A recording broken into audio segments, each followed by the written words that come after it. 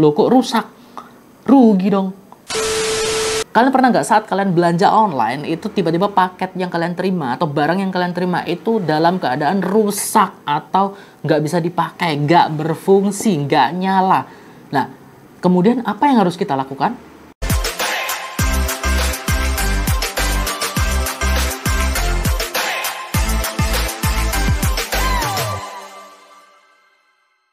Oke, jadi di video ini aku akan coba share langkah-langkah atau apa saja yang harus kita lakukan saat kita menerima paket belanja online kita, kemudian barangnya rusak. Yang pertama yang perlu kalian lakukan, baik itu barangnya rusak atau enggak, sebelum kalian membuka paketnya, saat paketnya diterima, itu kalian harus melakukan video unboxing. Coba minta ke keluarga kalian atau minta ke kakak, adik, orang tua atau siapapun untuk nge-record saat kalian unboxing barangnya. Unboxingnya nggak harus ada wajah kalian, enggak. Cukup kayak gini aja, kemudian ini paketnya misalnya kalian unboxing gitu sambil di-record. Jangan sampai ada cut. Langsung aja. Misalnya kalian pesan sepatu.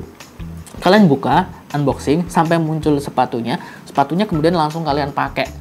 Nah, itu untuk menguji cocok atau enggak sepatunya. Misalnya handphone, kalian buka, unboxing, nyalain handphonenya, nyala atau enggak. Kalian pesan apa misalnya? Baju. Kalian buka, kemudian kalian langsung coba tanpa di-cut ya. Recordnya ini video unboxingnya tanpa di-cut. Tujuan video unboxing ini untuk apa? Ini sebagai bukti kalau terjadi apa-apa sama barang kalian. Misalnya barang kalian tidak sesuai, barang kalian rusak atau tidak berfungsi, barang kalian ada yang kurang. Nah, ini video unboxing ini sebagai bukti bahwa yang ngerusak barang ini atau yang membuat barang ini kurang dan sebagainya itu bukan kalian, tapi memang kesalahan entah dari ekspedisi atau penjualnya. Oke? Nah, saat kalian sudah memiliki video unboxingnya, kalian langsung aja masuk ke aplikasinya, kalian pesan lewat mana? Mau Shopee, Tokopedia, Lazada, buka aplikasinya, kemudian kalian pilih ajukan komplain atau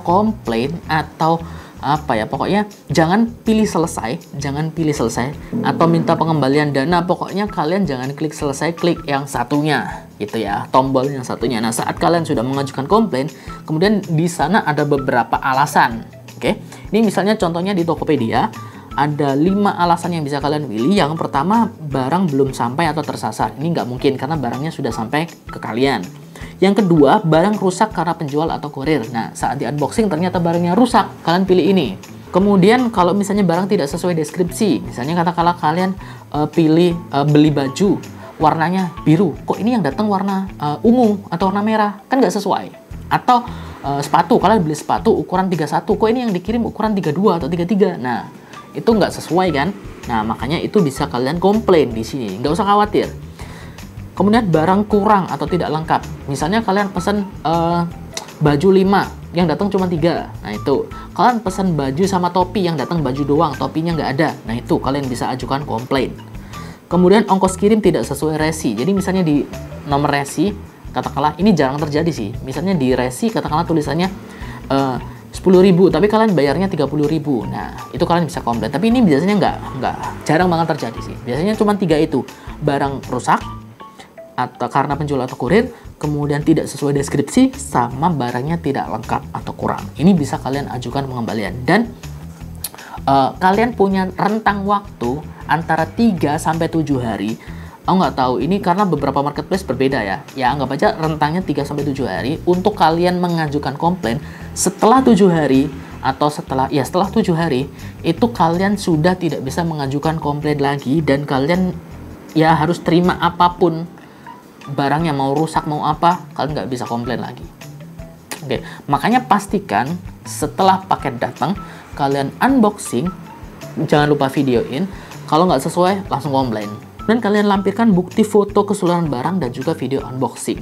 Jadi video unboxingnya kalian upload di sana atau kalian upload di YouTube atau di TikTok atau dimanapun, linknya kalian copy di sana.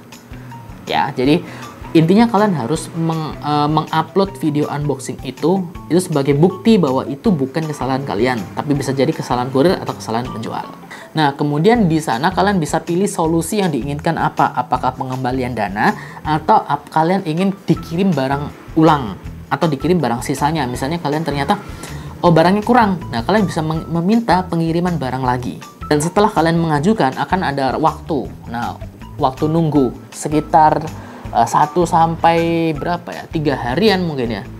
1 sampai 3 hari nanti akan diproses, apakah dicek apakah ini memang benar kesalahan kurir atau kesalahan penjual atau kesalahan siapa. Nah, kalau proses klaimnya udah selesai, maka kalian akan dikabari disetujui pengembalian dana atau tidak.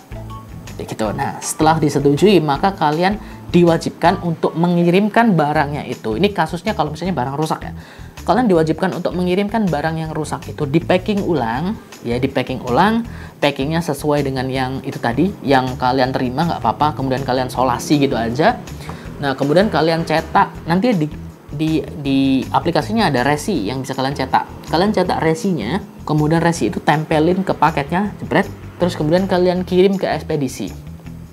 Kalian kirim barangnya ini, barang yang rusak ini, kirim ke ekspedisi. Nah, saat ngirim ke ekspedisi nanti, kalian akan diminta ongkos kirim. Nggak apa-apa, bayarin aja. Bayarin aja ongkos kirimnya, karena nanti di akhir, setelah semua proses itu selesai, akan diganti plus ongkos kirimnya. Jadi dulu aku sempat beli salah satu pompa air gitu kan, dengan harga berapa ya dulu ya? 450 atau berapa gitu loh, ribu. Nah, kemudian ongkos kirimnya waktu itu 70.000. Ya udah aku bayarin dulu 70.000. Jepret, kemudian aku kirim barangnya. Nah, nunggu sekitar 1 sampai 2 hari sampai barangnya itu nyampe di alamat lokasi yang udah udah ditentukan. Setelah nyampe barangnya, aku terima pengembalian dana. Jadi pengembalian dana 400 berapa itu plus ongkos kirimnya 70.000. Jadi itu sesuai dengan apa yang aku bayarkan dan sesuai dengan ongkos kirimnya. Jadi semuanya diganti. Jadi kalian nggak perlu marah kalau misalnya ada barang datang ke kalian terus kemudian kalian unboxing, loh kok rusak, rugi dong. Nah, nggak usah kayak gitu ya. Jadi kalian harus ikuti apa yang harus kalian lakukan, ikuti proses komplainnya, kalian akan mendapatkan uang kalian kembali kalau misalnya memang itu terbukti bukan kesalahan kalian. Tapi ini beda kalau misalnya kalian nggak punya video unboxing, ini beda cerita ya, karena bisa jadi kalau kalian tidak punya video unboxing, kalian tidak bisa membuktikan bahwa itu kesalahan kalian, kemungkinan akan ada masalah dalam proses klaimnya. Karena kalian nggak punya video unboxing, nggak membuktikan, nggak ada bukti. Dan aku bisa meyakini atau aku bisa bersaksi ibaratnya, karena aku mengalami sendiri dan aku melakukannya sendiri. Waktu itu aku memang pernah melakukan yaitu proses klaim itu, dan apakah dananya beneran dikembalikan? Ya, beneran dikembalikan. Full, utuh, plus ongkirnya juga ditanggung mereka.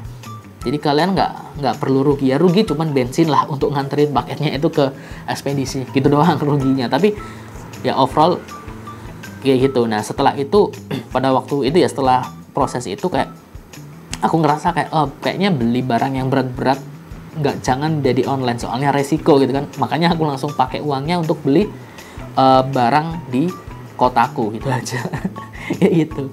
Oke teman-teman, semoga informasi tadi bisa membantu kalian. Jangan lupa untuk klik tombol like dan subscribe channel ini dan nyalakan notifikasinya, dan sampai jumpa di video selanjutnya. Ingat, jangan marah-marah dulu. Dadah.